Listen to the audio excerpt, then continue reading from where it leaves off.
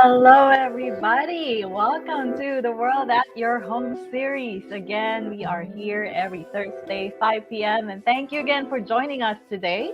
So, I guess a lot of people are excited to get to know more about Japan, specifically Tokyo and its surroundings.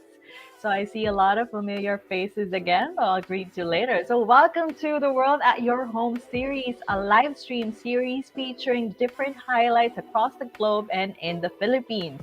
So the world is slowly opening up now that the Philippines has started opening up for foreigners starting February 10, and there's no more quarantine required for those who are fully vaccinated going back to the Philippines or arriving in the Philippines. So that means a lot of us can really fulfill our travel goals, hashtag travel goals in the future. So hopefully this country that we've all been waiting for will open up in the future as well. Let's hope and pray that they're gonna open up in the future so that at least we can see the sakura trees or we can also go in an onsen. So now you guessed it, yes, today we are going to Japan. And as usual, every live stream, we are giving away a 500 G cash credit to one lucky winner. So all you have to do is follow and like the Tours R Us page, watch the live streams every Thursday at 5 p.m., which is now, and then share our live stream to your friends and post with the hashtag WAYH2022 and hashtag visit Japan for the specific stream. So the winner is going to be announced at the end, which means that you have to make sure you are at the end of the stream. Otherwise, we're going to have to roll the wheel of sharers again and look for another winner. So thank you so much to all the viewers who are with us today. So we have Miss Chini, we have Miss Fressy, we also have Miss Riza, Miss Awin, Ma'am Olive. Hi, nice to meet you again. We have Krisha, we have Innocentia, we have Mother Lillian. Thank you for donating the cash prize or the G cash credit that you won last time. We also have Miss Shirley, we have Erica from our team, we have Miss Rika, Miss Mai, we have also Miss Ayang from our team, Joe and Franz, our usual power couple, are always joining us. Miss Leslie, my mom and dad are also here. Miss Judy, Miss Diane, so many people are tuned with us today. We even have small businesses who are viewing us on YouTube. So we are live both on Facebook and on YouTube. So please feel free to share with your friends and family so that they can get to know more about Japan. They can also get excited to know more about Tokyo and its surroundings. So today, even though we said that it's more of endless Japan, we actually want to focus more on Tokyo and its surroundings to rekindle your excitement for this specific destination. So I think a lot of you really are planning to go on a trip to Japan the moment it opens up. You're not alone. We also want to do that. So the moment Japan opens, I'm pretty sure I'm gonna book the first flight that goes in there. Ikemashou, correct? That's right, Fran. So yes, let's all go to Japan. And today, what better way to really go to Japan through Google Earth and the technology that we have right now? We have invited the special guest from JNTO Manila. So to give us, not just for the first timers, but also for those who have already been to Tokyo, to give us the highlights of Tokyo and its surrounding, I would like to welcome the Deputy Marketing Manager of JNTO Manila office, Mr. Belden Joseph Eniguez. Sir Belden, welcome to the stream. Hi, konnichiwa, minasan. Good afternoon, everyone. We hope that in this today's session, you will learn more about, some romantic spots in Tokyo and its nearby surroundings. So, as mentioned by Miss Feliz, I will be using Google Earth to give you a more interactive world at your home. All right, Okay, so so Miss take us Feliz, away. let's take it away. Yeah. Okay, there we go. So right now I've prepared two presentations. So first off, this is going to be a presentation about Tokyo. So as you can see here, this is the entirety of Japan, and we're going to be focusing here in Tokyo. For us Filipinos, usually the flights that we get going to Tokyo are going to be landing in either Haneda Airport. So this is oh, sorry, it's somewhere here. Oh, I made a mistake. There we go. That's Haneda Airport over here, or in Narita Airport, which is over here. So you can consider Narita Airport like the Clark Airport to Manila, like that. So mostly the flights coming from Manila are landing here in Narita. So usually the first iconic place that you will be seeing here in Tokyo, okay, would be this. Okay, so it's Tokyo Tower. So coming from Narita, going all the way to maybe your hotel in Shinjuku, you will probably see this to your right. So Tokyo Tower will welcome you to Japan. Okay. So on a good day, with good visibility, going to the top deck of Tokyo Tower will allow you to see Mount Fuji. So here, you can see it's over here in the distance, but that's Mount Fuji. So some trivia about Tokyo Tower. So this was completed in 1958. It's 333 meters tall. Okay, so that's really big. And it was the Japan's tallest freestanding tower until the Tokyo Sky Tree was built in 2010. So the Tokyo Tower has three parts to it. So it has its malls here at the ground level, and then going up 150 meters, this is the main deck. Okay, so it allows you a good view of Tokyo below. But if you want a better view, you can come up to the top deck, which is 250 meters up here. Okay. There are actually kind of two ways going up there. One is by elevator going inside, and the other way is if you're adventurous enough, you can take the 600 step stairway going up to the main deck, so you can climb up the stairs. But considering that you want to relax and you want to be with your loved ones, better take the elevator going up. Nearby Tokyo Tower is this temple. It's called Zojoji Temple. Okay, so it's very iconic also to get a picture here in this temple. I think it's one of the better temples to have a view of Tokyo Tower on its backside. It's also beautiful at night, as you can see here. Yes, yeah. So very picturesque, even with Tokyo Tower in the background. Okay, so you mentioned that this is more of a romantic getaway, not just for couples, but also for families with children. Okay, so this tour will be mostly focusing on nature and excitement. So here, our next destination is the Meguro River Cherry Blossoms Promenade. So as you can see here in Google Earth, it's just pure greens, but during if I'm not mistaken, mid March to early April, you will see sakura. Then they will crowd the stream in the middle, the Meguro River in the middle. So as you can see here, like that. So you'll be able to see a site like that during mid March to early April. Okay. So here, the best way to reach this area is through the Nakameguro station. So let me just here. Okay, Nakameguro Station. So this is a train line.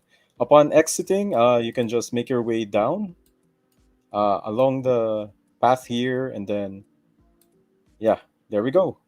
This is the Meguro River right beside.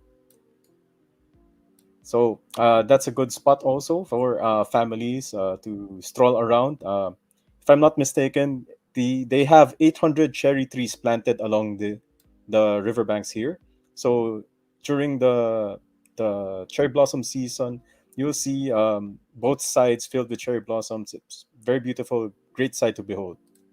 So next is one of the more famous attractions is the Shibuya Scramble Crossing. So this is very iconic. Some movies have featured this, like the Fast and the Furious. They were drifting around this here, going over that street over there. Okay, so this is very famous because of the crosswalk where around pre-pandemic, 1,000 to 2,500 people are crossing. Okay, the intersection at a given time. So when the light turns green, lots of people will cross. So this picture was taken, as you can see here, in January of this year. As you can see, there's still lots of people going around. Now, beautiful vantage points for you to take your pictures here would be here in the Starbucks area. Okay, so the Starbucks coffee, you can go up here or here and then take the stairs up. There's a bar here, a counter that you can sit and then take pictures. So the view will sort of look like, let me demo it for you. So look like this, okay? So lots of people will be coming from here and then they will be crossing through these areas. Another vantage point not to be missed is, whoops, this side over here, okay? So it's near the entrance to Shibuya Station. So over here is Shibuya Station. You can just go in here and then make your way here, and then yeah, you can have that view earlier that we showed you, like this. Yep. And then another famous point here is the Hachiko Memorial Statue. So this is dedicated to Hachiko, the Akita dog who waited for his owner patiently near Shibuya Station. Okay. Unbeknownst to him, of course, that his owner already passed away. So he was waiting there faithfully until he too joined his owner in the next life. It's a sad story, but they used the Hachiko statue here as a meeting place. So for locals, they make use of Hachiko as their go-to place for meetups. So usually you'll find lots of people crowding this area, taking pictures as well. One time when I went here, this statue here, someone placed a rabbit here. I don't know why, but it was very cute also. So that made for a very good picture. One last thing to note also in this area, this Shibuya. If you're watching anime, you might recognize the building behind over here, the Shibuya 109 building. So very iconic. Lots of anime use this as reference when they want to show that they're in Shibuya. Also for the people who want to go around at night and have party around, this back streets here, like right next to the Starbucks. Once you get here in this area, lots of good nightlife. So for couples, you can go clubbing or dancing like that. Lots of brands also like Forever 21, Uniqlo. I think is also here. So shopping as well. It's also a good thing to do here in Shibuya. So next off, this is more wholesome. So this is Ueno Park. Okay, Ueno Park. I think you should allot at least a whole day to explore it because as you can see here, this is very huge. Like the park is very very wide. Okay, to get to Ueno Park, you can alight from Ueno Station. So this is Ueno Station. It has direct, as you can see here, direct walking path all the way inside Ueno Park.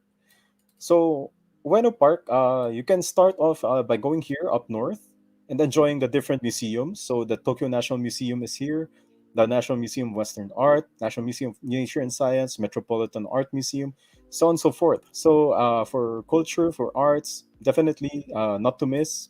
Go to this area. Now for the other place here that's also very famous during cherry blossom season is this stretch of path over here. So every year. So as my present, I actually have another presentation here on my side that I'm reading from. So based on the information I got, so 2 million people every year they do hanami or cherry blossom viewing here because this whole stretch is coated or placed with cherry blossoms, as you can see here in this picture. Yeah, so that the park looks like that in late March to early April. Okay, so this is autumn. That's a different season. Okay. We'll get to this later. All right. So that whole stretch, you will see lots of cherry blossoms and people, doing a picnic technically to see the cherry blossoms in full bloom. Now, besides this, besides the that area is Ueno Zoo. Okay, so this is also famous because of its. Here, let me show you. Oh, It's not showing. Ah, there we go. Giant pandas. Okay. So they have a giant panda there.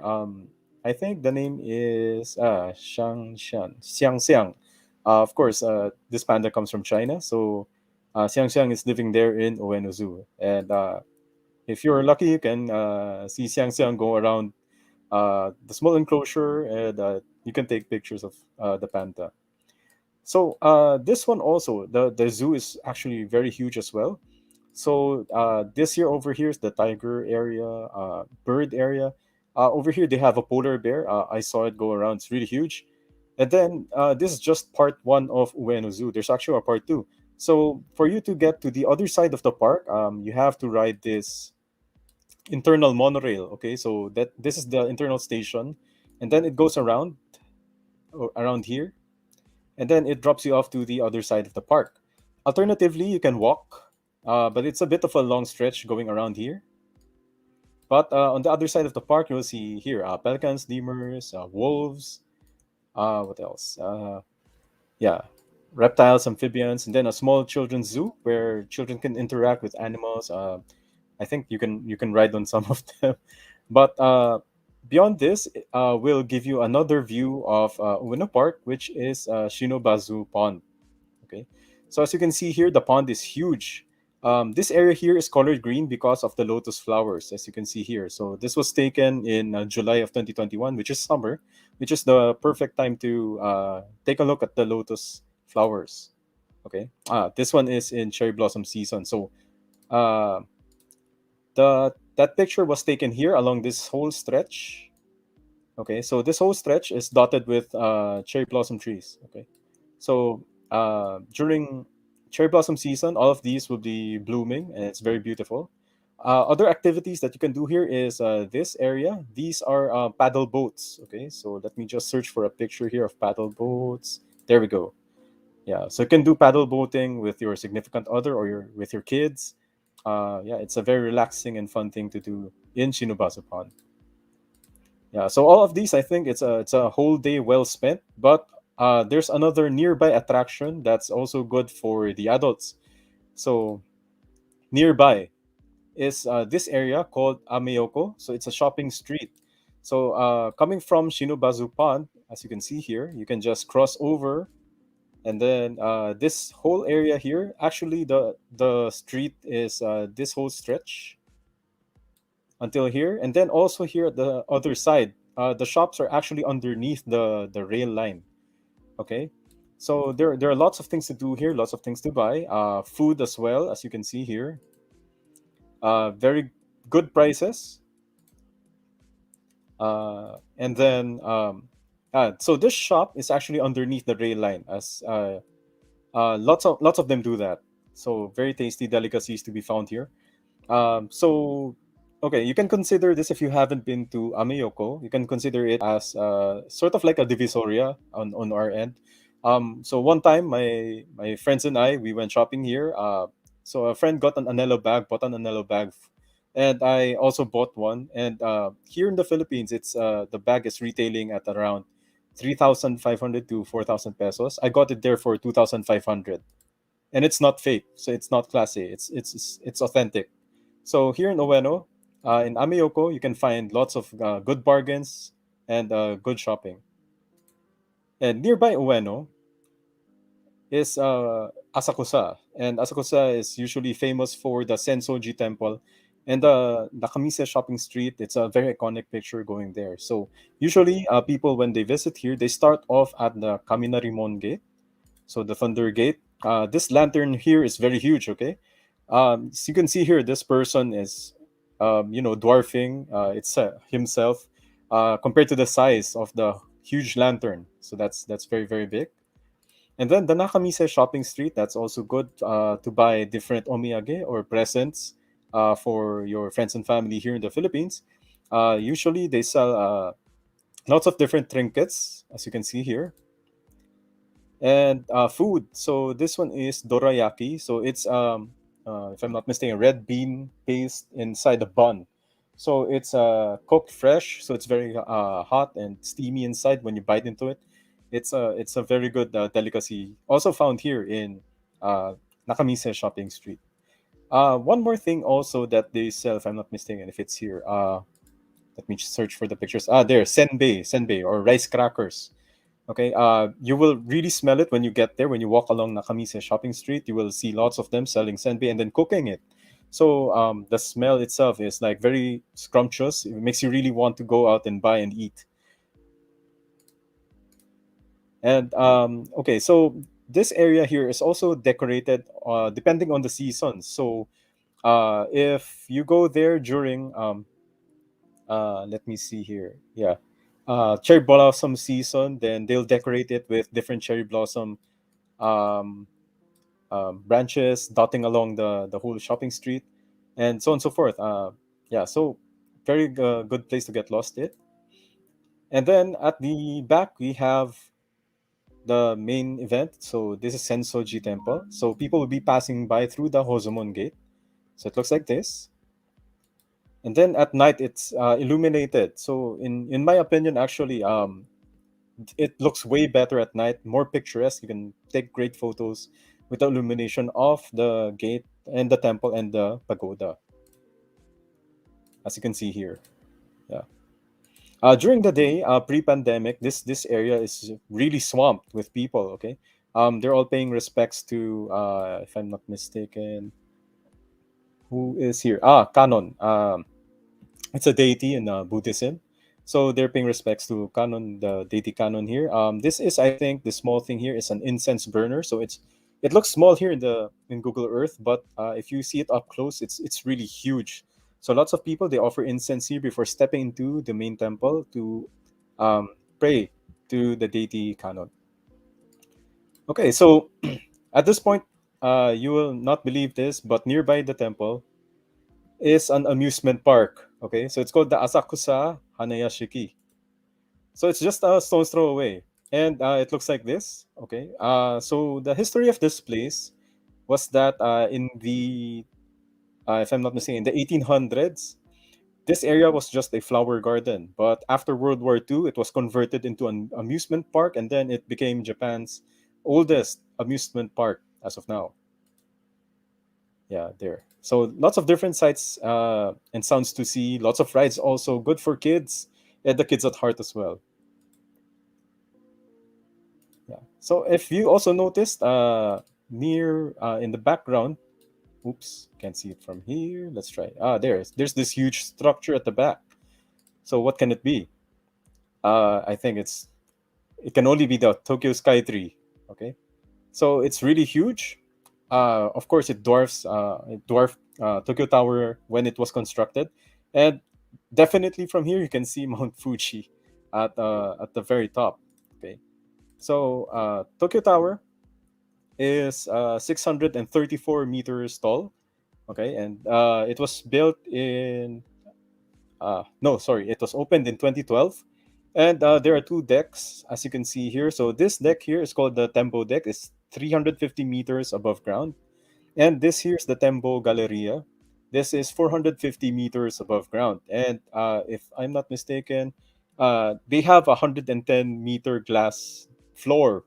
Okay, so it's dotted along the inside. So if you're walking, you can take a look down. So it's not for the faint of heart if you're afraid of heights. But it's a great sight. Take a picture of what it looks like down there from up Tokyo Skytree. Now, at the base, you have the Tokyo Sonomachi. So this is more of a mall. Some of them, the stores there, they are anime specialty stores. So if you like anime, like from Shonen Jump or Hello Kitty or Studio Ghibli, I think Totoro, they also have stores there. So specialty shops, sorry, dot Tokyo Sonomachi.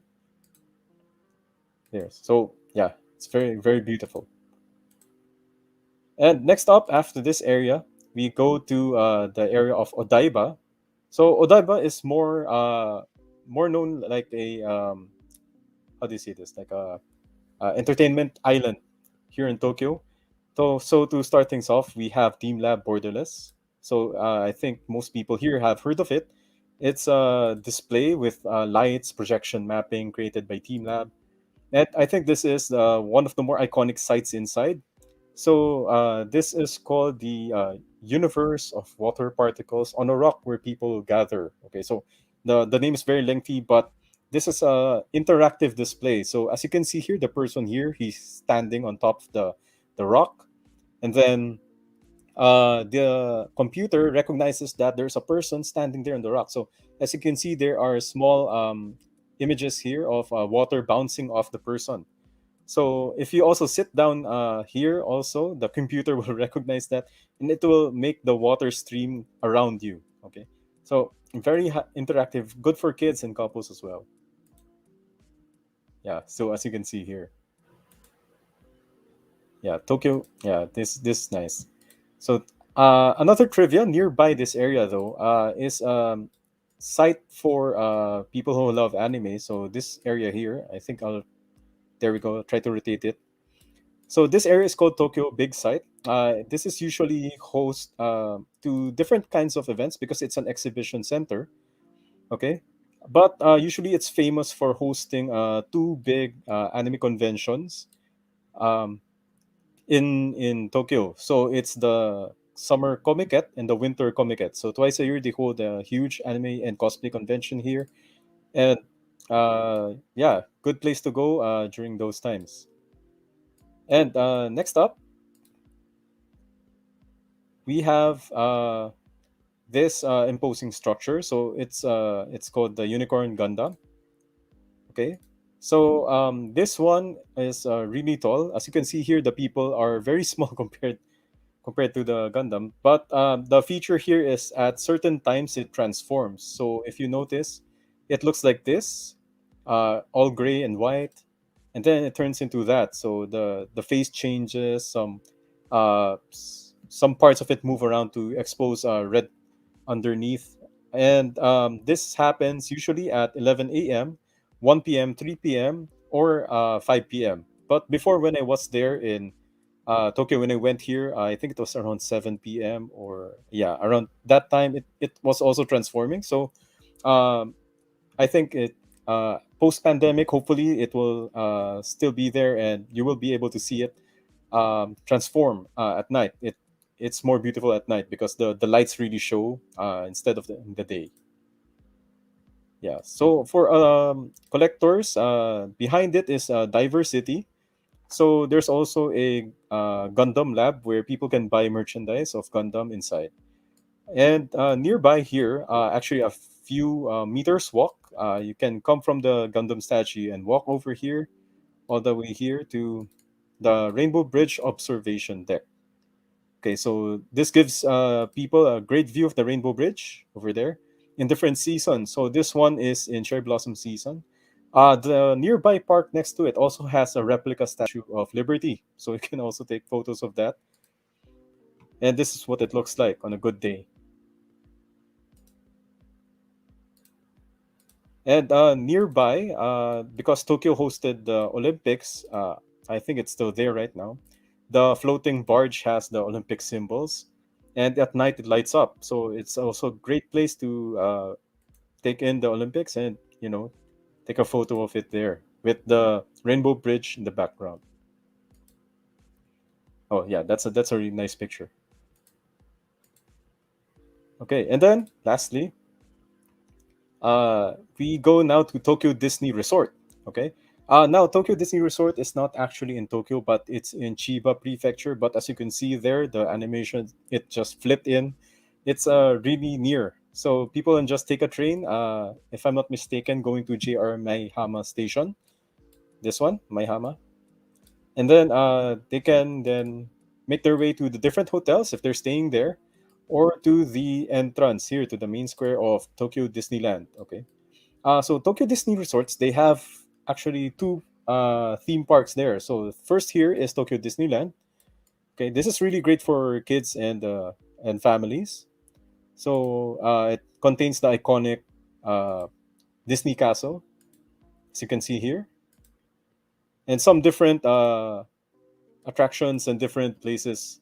That's also good for kids and also for taking pictures there. Yeah. Now, to get to the other side of Tokyo Disney Resorts to Tokyo Disney Sea, people can then ride the the Disney resort line. So Disney has its own monorail. So this one of the stations that's nearest the Disneyland Tokyo Disneyland Hotel, and the direction is going over here. So let's follow this. Let's follow the train line. So it takes you around the view of the park and the nearby hotels. Goes around here, and then there's another station where for the hotels, and then it goes around here.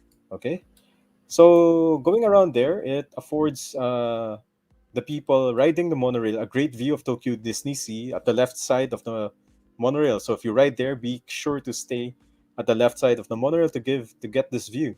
Okay, wow. So that's Tokyo Disney Sea, and then the train stops here in this station right here. Okay, and then after that, people will disembark from here and then go explore Tokyo Disney Sea over here. So Tokyo Disney Sea is, I think, the only Disney park that allows alcohol, okay, to be served inside the park. So now this is also good for kids, but even better for the adults with that added incentive. And Tokyo Disney Sea now has different ports, as they call it, with different themes. So here you have American. Here you have the Journey to the Center of the Earth, Port Discovery, Nemo, and so on and so forth. But if you've noticed while we were riding the monorail earlier, you will see this area. So it kinds of looks dirty and unfinished and under construction, because it is a new wing to be added to Tokyo Disney Sea. This whole area. It's called Fantasy Springs, and they target to open it in 2023. So the areas here, they will add three new areas. I think the one is called Peter Pan, the one for Peter Pan, another one for Frozen. So they're gonna make Arendelle inside, and lastly, I think is Tangled, maybe for Rapunzel. So expect to have a huge tower with Rapunzel there. So here, Fantasy Springs opening in 2023. Yep, and there you go. So this is it for my part for Tokyo. Okay. Now, for you to also enjoy your stay here, I think the spots I've shown you, they're good for maybe 5 days, 4 nights, if I'm not mistaken. 3 days to go around here in those spots I mentioned. Then maybe 2 days to explore Tokyo Disney resorts. Okay. But of course, Tokyo has more places to go to than the ones I've shown. But I think for now, yeah, that's it for Tokyo. Now let's move on to outside of Tokyo. So this part of the presentation will focus on three areas, namely here we have Yokohama. So this is the city, like second biggest city next to Tokyo, and then you have Hakone. So this place is very famous for hot springs and relaxation. So it's a popular day trip destination for locals as well as tourists. And then here we have the Mount Fuji area, and I will be focusing mostly here on the Lake Kawaguchi area, okay, in Fuji Kawaguchiko. Okay, so we've explored a little bit of Tokyo. Now let's go to Yokohama, right next to it. So a little bit of trivia: Yokohama has 3.7 million residents. Okay, so 3.7 million people living there from a population of 600 in the 1800s. Okay, so it really boomed after it became a port once it opened up to trade. Now, to the recommended spots I have here is mostly along the pier. So as you can see here, this is Yokohama Cosmo World. So this is a theme park as well, a small theme park and along the pier, great for kids and couples. Uh, so to start off, there is a Nippon Maru Memorial Park here. People can pay a small fee to get in on the boat. Excuse me. Yeah, and then just admire the view from inside because you're on a boat. And then after that, you can stroll a little bit and then make your way here to part of Cosmo World for kids, where you have merry-go-rounds, a small roller coaster, another carousel. And then you cross a bit, and then you find yourself in Carnival Street. This area has lots of shops and galleries, so great also for picture taking. because you have this huge Ferris wheel behind. So that's a great vantage point as well. After enjoying Carnival Street, you can cross the river using this bridge here, and then make your way to this area. So this is more for adults, and you will see lots of roller coasters and more exciting rides, and of course the Ferris wheel. If I'm not mistaken, this Ferris wheel is the largest Ferris wheel with a clock in the world. I'm not sure if it was overtaken, but at one point, or it still is, the largest Ferris wheel with a clock. Next to that is, excuse me, the Cup Noodle Museum. So this one is a museum dedicated to the different kinds of cup noodles. As you can see here, made over the years, it's being exhibited like that. That's what you'll see inside. And then, of course, to give tribute to its creator, Mr. Momofuku Ando. There, he has a good statue. And inside, there is an area there where you can make your own cup noodles, and then you can design on it, color it, and then choose the ingredients what you want to put inside. So along with the noodles, you can choose maybe chicken stock, beef stock, vegetables, no vegetables, and then they will make it and seal it for you. So now you have a present to take home. That's your personalized cup noodle. So this is a great place. This is the view outside. Yeah, this is the lobby. And I think here, this is a merchandise shop. They sell really cute merchandise related to cup noodles.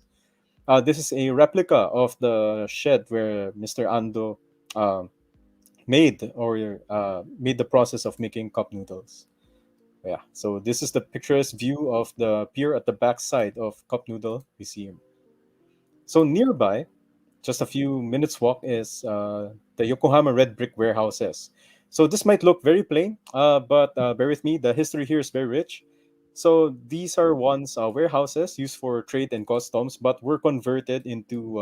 I think this one is an event center, and this one has shops inside. So it's also a very good area to do seasonal events. So let me check here in the pictures. Okay, so it's a very wide area, as you can see here. And there, so for example, this was taken in Christmas time 2 years ago. They used the middle area as a bazaar, Christmas bazaar. There, okay, let's see some more. There, and this one is during March of last year. They used it as a flower garden. Okay, so this area is very versatile, very beautiful. Personally, I went there around October 3 years ago, and I got caught up in Oktoberfest. So the middle area, they were using it as an area to sell lots of beer from different countries. So I don't need to explain what occurred there, but let's just say the beer there was very good.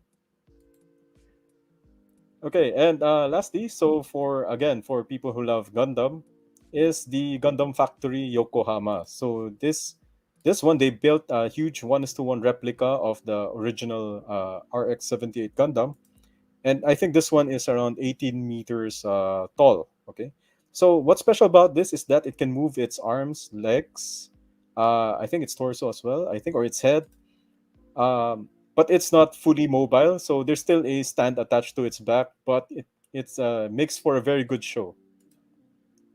And the adjacent store next to it is like the Gundam Lab in Odaiba, I mentioned earlier, where people can buy limited edition Gundams and other merchandise from this area. Okay, so it's very tall. People can go up there. Unfortunately, this exhibition is only until March 31, 2023. So that's until end of March next year. So hopefully, borders will be open by then, so people can go visit. Uh, but as of now, we don't have any word yet on any border opening. So yeah, really sorry. We hope also that borders would open soon, so people can go to Japan and also take a look here at Gundam Factory Yokohama. Okay, so that's the part for Yokohama. Now let's move on to Hakone. So Hakone, as mentioned earlier, it's famous for its hot springs, and also as a vacation destination for locals. Okay, so a bit of history in this area. So this was once used as a stopover point for people coming from the old capital of Kyoto, going to Edo, which is now Tokyo. So when they see Hakone, when they stop over at Hakone, they know that they can relax, that their journey is almost complete because Hakone, I think, is the last stop before getting to Tokyo. So now, what do we have in Hakone? So first off, to enjoy hot springs, we bring you to Hakone Kowakien Unisun. So this place is unique. It's a hot spring theme park. Okay, so the water here that flows is actually hot spring water, but for this one, they call it the wine, the red wine bath. So they colored it red to color it with the wine. But at certain times, they actually do put actual wine inside. Okay, so you won't be missing out. So this is what it looks like inside with a whole bath. So all of this is onsen water, hot water. And then here you have the coffee bath, similar to the previous wine bath. They color it a dark color, so it looks like coffee. And then at times they also pour in coffee, so it's yeah, very good attraction. Here this is the outside of Unison, and then here they have the water slides. So there are outdoor activities here as well. All of these are, remember, hot spring water. So yeah, it's very relaxing, very thrilling if you want to go here. So you can enjoy the onsen water here in Hakone Unison. So another location is sort of related to the hot springs, but it's not advisable to take a bath here. So this is called Owakudani. So this is a volcanic valley. Okay. So what draws people here is that the volcanic vents and the views. You can see they have steam rising up, and then you can also eat an onsen tamago. So onsen tamago is like a egg boiled using the very hot water found here in Owakudani. So the egg becomes black because the sulfur sulfuric minerals inside the water it gets cooked in coats it sort of. It's really delicious. Okay, so the sulfur isn't exactly good for it's not how do you say this coated to the egg itself. It's just coated onto the shell. So yeah, you take off the black shell and then you eat inside it. It's very delicious. And then they said also that eating the onsen tamago will lengthen your life. So yeah, just keep eating those there when you get a chance to go to Owakudani. Okay, so as you can see here, one way to get up there is through cable car. So as you can see here, there's a direct line over there going to the horizon, and let's follow that, shall we? Okay, so here's the line, and it ends here in this area in this port in Togendai port. Now another attraction here in Hakone is riding the pirate ship. Okay, so these pirate ships are replicas. They're motorized actually, but they're based on I think 17th or 18th century ships, like English, French, and Spanish ships. So there are three of them, and you can ride them to go around Lake Ashi. Okay. So this one is a exhibition of Unit 01 from the anime Evangelion because they used Hakone as a setting for the story. So they have a good presence there. So this is what it looks like on top of the ship, and then that's what the ship's looks like. Okay, so it takes you around the lake. This is called Lake Ashi. Okay, so it goes around the lake, and then be sure to make your cameras ready because um, the ships will pass by through this area. It will enable you to take this shot. Okay, so it's very iconic, very beautiful. So there, as you can see, Mount Fuji in the background peaking. I tried to do it here in Google Earth, so I'm not sure if I got it right, but it sort of looks like this. Yeah, there we go. So as you can see, Mount Fuji is over there at the back, and this is the Torii of Peace in Hakone Shrine. So it's in the water, similar to Itsukushima Shrine, where you have the big torii gate in the water as well. Now, seeing Mount Fuji in the distance, so why don't we hop on over? Okay, let's go see Mount Fuji. All right. So, Mount Fuji is like Japan's very iconic mountain. It's the tallest I think tallest peak in Japan, at standing at 3,776 meters. So pre-pandemic, 300,000 people climb Mount Fuji every year. And for the normal tourist, if you want to see Mount Fuji up close, it's kind of hard to trek and climb going up. So better make your way to the Fuji Fifth Station. Okay, so you can take a bus from Kawaguchiko going here, and then Fuji Fifth Station. Okay, has lots of shops, and they also have good views of the top of Mount Fuji. So that's the peak over there. And some travelers, they use the fifth station. They take the bus, go to the fifth station, and then start their trek going up Mount Fuji. So yeah, this is what it looks like in August.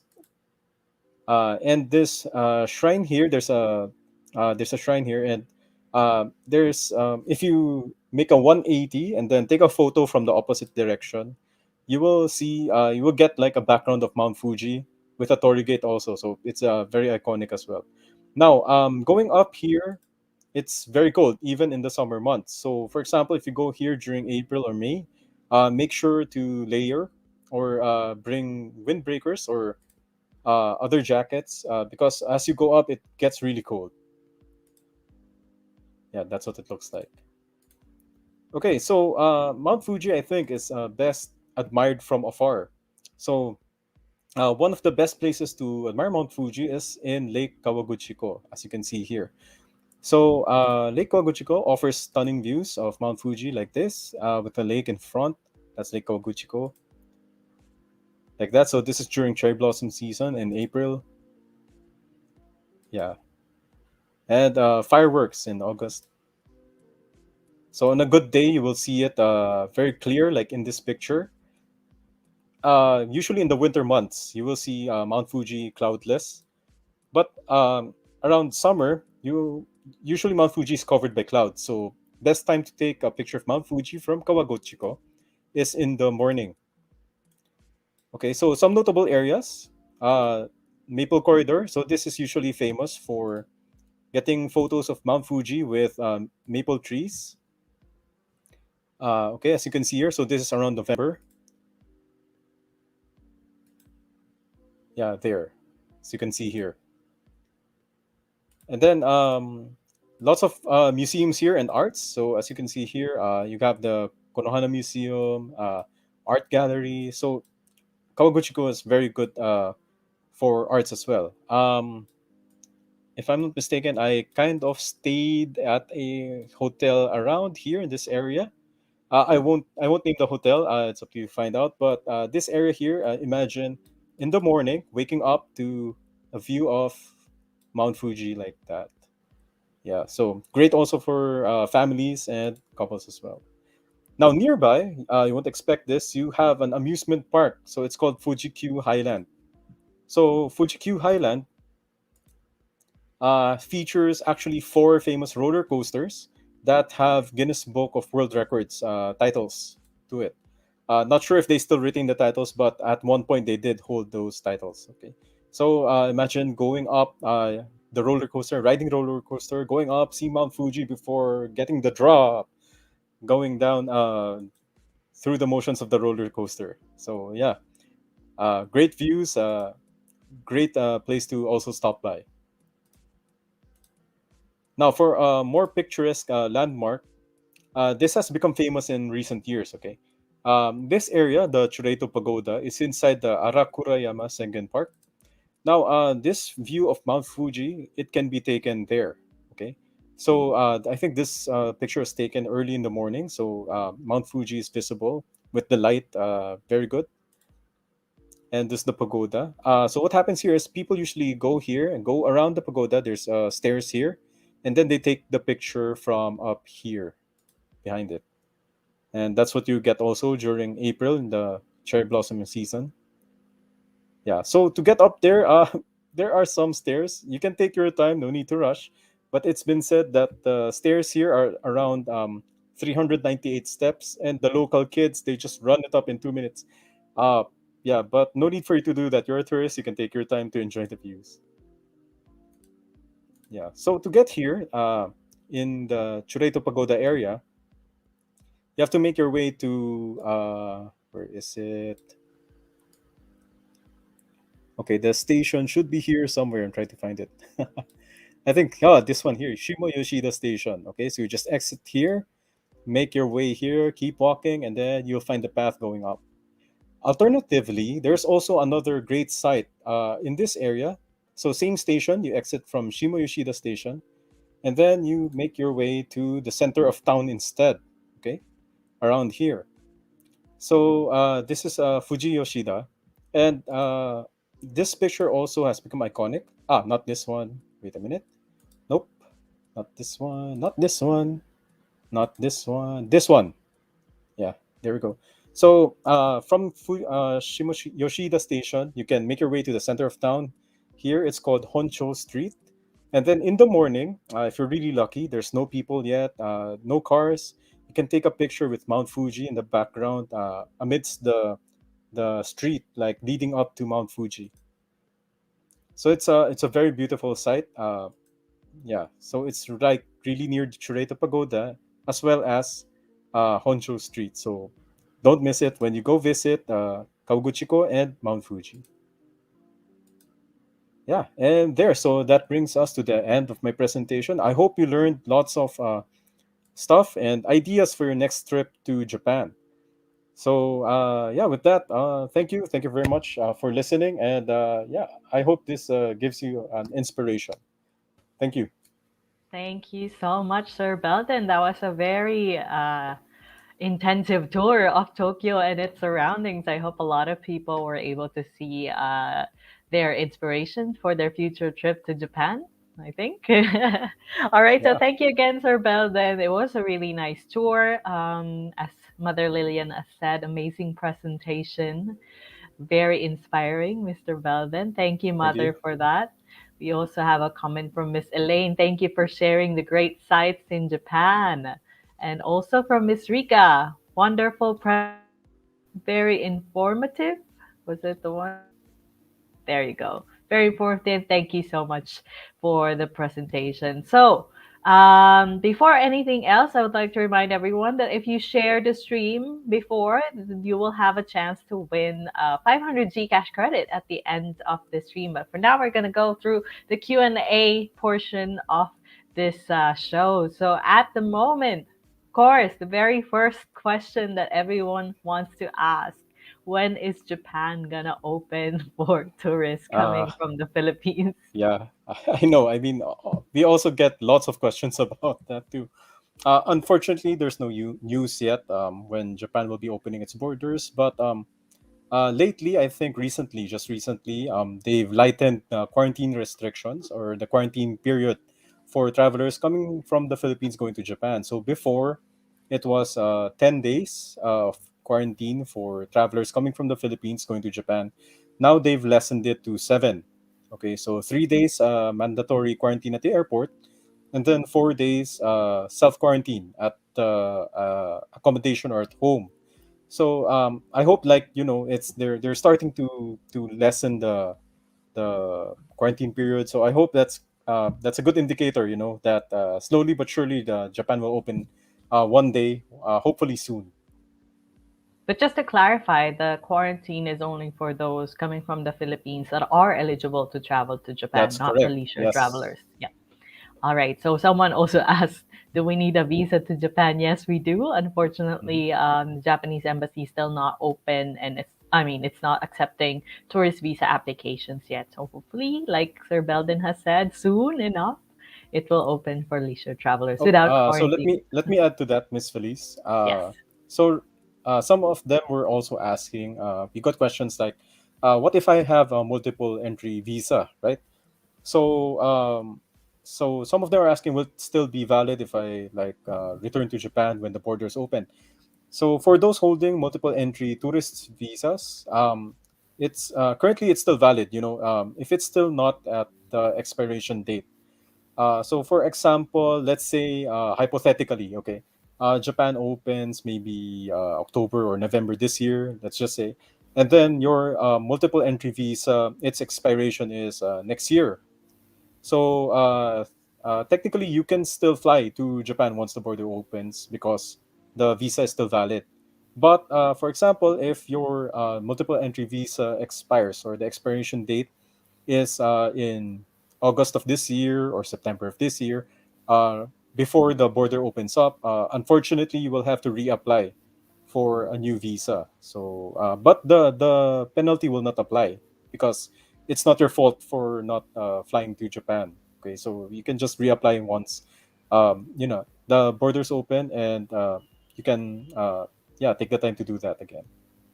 All right. Thank you so much for that information. Actually, there might be some people who still have valid visa for Japan and are Yeah, excited like to me. use it. Sana all. Yeah, sana all. Ayan. So for those who are interested, just keep on keeping an eye out on our Facebook page because the moment Japan opens, for sure, we're going to let you know as well on our Facebook page. Is there also social media pages that they can follow you at for any Sure. updates? Yeah. So let me just share my screen for a while so people can take note of our social media sites. Okay. Okay. Wait a minute. To Oh, their not people, this for one. all the viewers that we have right now, if you want to have the first-hand information about Japan's reopening, then you Yeah. can follow these pages that we have over here. Oh wait a Yeah. There we second, let go. me put that So in. you can visit our website at japan.travel/en/ph, our Facebook site at visitjapan.ph, and our Instagram at visitjapanph. Yeah. So Ayan. yeah, So please please please take a follow us. screenshot before it disappears, and then Yeah. So we'll also post it in the future when we add more posts about Japan. Yeah. So thank you, perfect. Sir Yeah. Belden, for that info. Some there was actually a question from Miss Pauline. Let me just try to pull it out. There's been a lot of questions, a lot of Sure. Sure. chat on. It's a very specific one. She said, what is the best place to eat sushi at in Tokyo? Oh, okay. Would I you think I have can. any recommendation? Okay. Let me just share my screen again for Google Earth. Okay. So, I think in Tokyo there are lots of places actually, but the one I can recommend is okay. Oops. Nope. Nope. Nope. I'm gonna try to find it. It's somewhere here. They move. Okay. I'm just gonna search for it. So now it's called Toyosu. Okay. So it's here. There we go. So before, it was Tsukiji. Okay, so Tsukiji was also a market like Toyosu, but what happened with Tsukiji is that the um the, the market there, they could transfer it because I think there was something with the land that they were staying at. But before, Tsukiji also had lots of good restaurants, and it's just nearby. I think I don't know if it's looking for it. Wait, there we go. So before it was here, yeah, Tsukiji Fish Market. So they transferred the auction, or if you've heard of the tuna auction or the fish auction, to Toyosu. But here in the Tsukiji area, this one here, there are still existing restaurants. Before they used to source it at the market, so I think this is the market area at the side. So now they source it from Toyosu. They still bring it here to Tsukiji. Okay, so some of the restaurants they still serve it here. Yeah, this one. What else? There we go. So that's what the market looked like before. Yeah, but still great sushi. Definitely the best I think I've tried in Tokyo here at Tsukiji. Toyosu, I haven't been there, so I couldn't say. But they said some of the shops from Tsukiji they moved to Toyosu. So Toyosu is more modern, as you can see here. Yeah, there you go. So some of them they relocated inside Toyosu. But be prepared to kind of have a budget for this because the sushi here, since it's really fresh and made by skilled chefs, As you can see here, the price lists, they're kind of pricey, but it's definitely worth it. Okay. So, like for example, the premium chirashi in this restaurant is at 4,000 yen, so that's 2,000 Ooh, pesos. 2,000 pesos. Yeah, yeah. So it's a bit pricey, but definitely worth it. Yeah, there we go. Okay, there. So thank you so much for that information to Miss Pauline. So Toyosu and Tsukiji Fish Market would be some options for you. Also, I have a suggestion too. It was a place, I can't remember the name of the place, and there's Mhm. usually these small sushi places that only seat like 8 to 10 people at a time. They don't really have a nameplate on top of their shops. But I remember this. Maybe you can ask the best from the reception of your hotel in Ginza. There is Mm, a mackerel sushi place right below the yeah. bridge where the train line is. And one of my dear friends took me there. It was so good. You can also bring your own bottle of sake without any corkage fees because they don't sell beverages. So you can just bring your sake, but obviously you have to reserve because there's only about 8 seatings over there. Oh wow. Okay. I'll look for that next time. Yeah, I'll give you the Google Earth link if I find it. Medyo Nice. tago Thank kasi you. siya. All right. So we also have another question from Miss Louisiana Ethel Garcia. Best season to visit Japan in a tight budget. Tight budget. Okay. So if we're going to be focusing budget wise, usually the peak seasons in Japan are spring and autumn. Okay. Low season for fares is summer, but on a tight budget, I could recommend summer. But the disclaimer here or the caveat here is that summer is also the times when it's a bit humid and it's really hot. Okay, so if you imagine summer here in the Philippines, it's hot and then a bit dry. Over there, it's hot and a bit wet and humid. Okay, so if you decide to go during the summer, to go around, let's say Tokyo, if you walk around in the heat, you will really perspire and the sweat like clings to you. So it's not a, a comfortable feeling. Okay, but there are also places in the summer where you can find snow in Japan. Okay, I think this is a good place to intro this. Tight budget, right? Maybe you can ask your uh, friendly travel agent for to get to this place. Okay, so let me share again my Google Earth screen. Okay, so the place I'm going to be recommending is called this, the Tateyama Kurobe Alpine Route. There we go. So I've been here once before, and this is a great place to go visit outside of Tokyo. Oops. Yeah. So over here it doesn't look that much impressive, but during the summer months, you will be seeing this kind of sight. So the ice wall.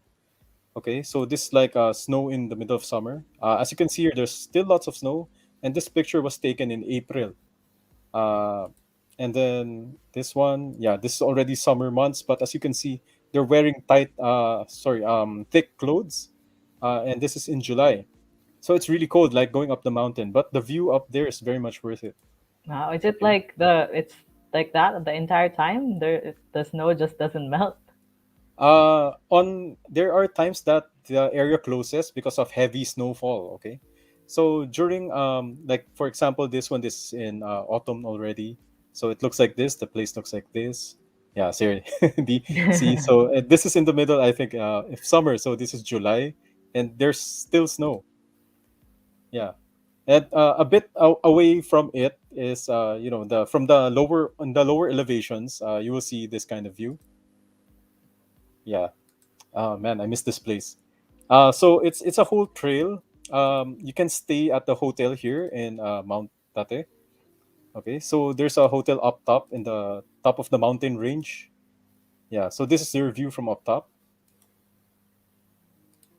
So the whole trek, I think. Oh, I can't quite show it here. It's yeah, it's a very long trek. It also culminates here at Kurobe Dam. Very beautiful site as well, as you can see.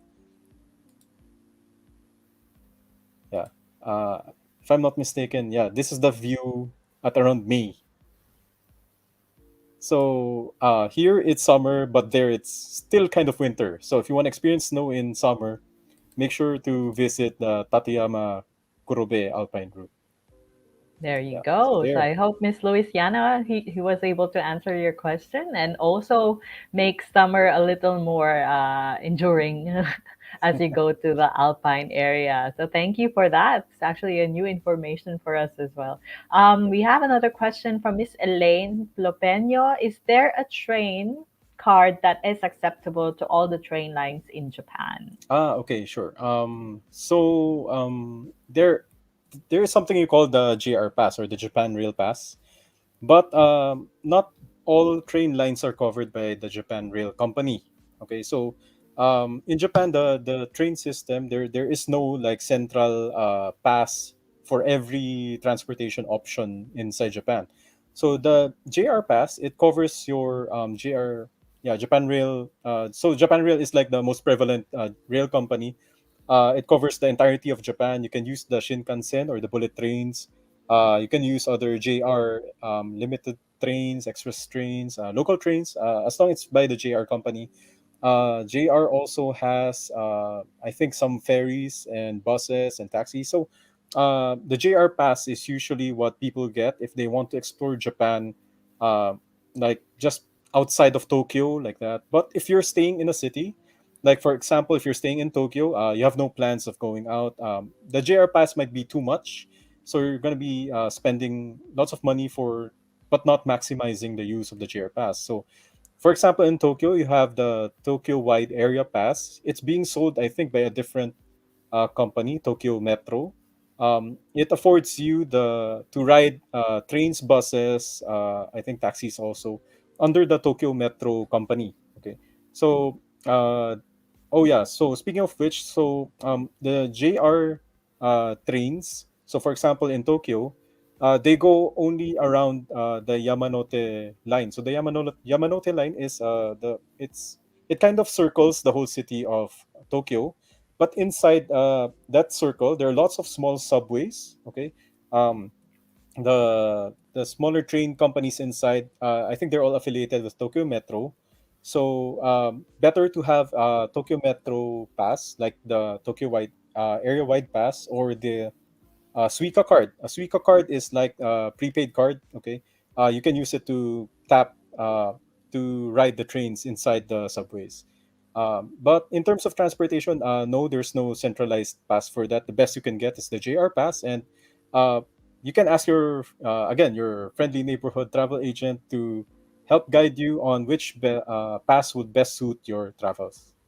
Ayan, so now that Sir Belden is calling all our travel agents, to all our travel agents, please feel free to comment on the comment section your travel agency and your contact details so that if in case we have interested viewers who might book with you soon, they can also look at your contact details here. So feel free to put them all in the comment section. And also thank you, Miss Elaine, for that question. I hope that Sir Belden was able to answer it. So of course, last question is if you were to suggest to first time travelers to Tokyo, how many days would they need to spend to be able to see the highlights that you have presented? Okay, so for highlights, I've mentioned earlier in the presentation, maybe conservative 5 days, 4 nights. So 2 days at Disney resorts. So one for each day, one for each park. Like one day for Disneyland, one day for Disney Sea. So to just go around, take pictures, uh, ride the rides. Then the other 3 days, you can devote it. One day in Ueno, another day in Asakusa and Tokyo Sky Tree, and another day maybe in Shibuya and the Meguro River cherry blossom area. So uh, yeah, that's like a very packed itinerary. But of course, again, like I mentioned earlier, you can ask your friendly neighborhood travel agent to help you with the itinerary planning, and of course the costing as well. I agree. I agree. So, yes, now we have some travel agents who are already commenting their contact details for their travel agency. So, feel free to support them. They've been through the hardest times the last almost 2 years. So, the moment Japan opens up, you can already, or you have already planned your travels to Japan in the future with your favorite travel agent. So again, thank you so much, Sir Belden, for this very wonderful and informative presentation of Tokyo and surroundings. But yes, before that, we want to ask a favor from you. So we are going to play the Wheel of Sharers to choose our winner of a 500 Gcash credit. So here is Miss Zaira, who's going to scroll through the wheel of sharers that we have. Just tell her to stop. So Mom Zaira, you can start scrolling up and down. Can it scroll? There you go. It's still scrolling. Yeah. So Sir Belden, you can say stop anytime and she will stop and we will see the name of the person who will win the 500 Gcash credit. Okay, let's go. Let's go. Scroll, scroll, scroll. Scroll, scroll, scroll, scroll, scroll. Scroll, scroll, scroll, scroll. Stop. Stop. Who do we have? Is that Mother Lillian ulit? Mother Lillian, this is, I think this is the third time you're winning. Should we pass it on to someone else? Laging Very lucky swerte si person. Mother Lillian eh. We'll pass it on to someone else. I think you Okay. can only win 2 times in all of Okay. our. So All let's right, keep on. again, Scroll, scroll, scroll. Scroll, scroll, scroll. Scroll, scroll. Stop. stop. Who was that? Can I see the name? I can't see it. It's Miss Marian Olympia. Are you still here, Miss Marian Olympia? If you are here, please comment and make sure that you are still here in the stream so that we can give you and congratulate you. Ayan, because when my mom said she's donating it, so we'll grant the first 500 Gcash credit to Mother Lillian. Congratulations. But we also have another one. So Miss Marion, Amy Olympia. Miss Amy Olympia, There. are I you think she. here? There she is. Uh, Congratulations, Miss Amy Olympia, for winning the Gcash credit. We are going to get in touch with you after the stream using our Tours R Us Facebook page so that we can get your Gcash number. So again, thank you so much, Sir Belden of JNTO, for granting us your time to show us about Japan and yeah. Thank Tokyo. you.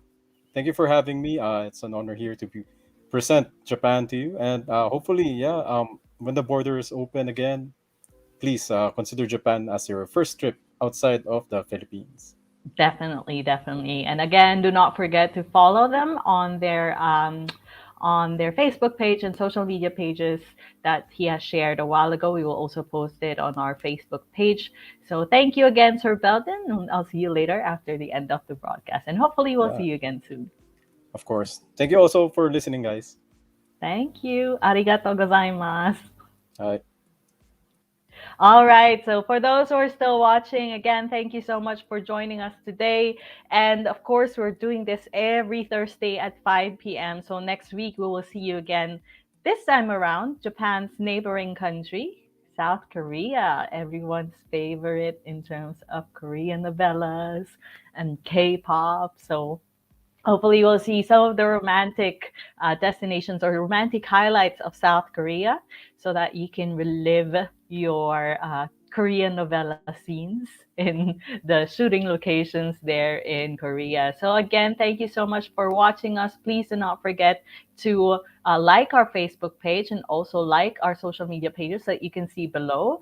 Please also do not forget to ask your nearest or neighborhood travel agent for any information about your future plans to Japan. So better to plan now before Japan opens up. So once it opens up, book agad. Book kayo agad sa inyong mga travel agencies. So thank you again and congratulations to Miss Lillian and Miss Amy Olympia for winning our 500 Gcash giveaway for today. And for everyone, we'll see you again soon. See you next week, same time, 5 p.m. Thursday. And again, we'll welcome you to our next live stream for the World at Your Home series. So thank you and see you. This is Felice from Torsara signing off. See you next week. Bye.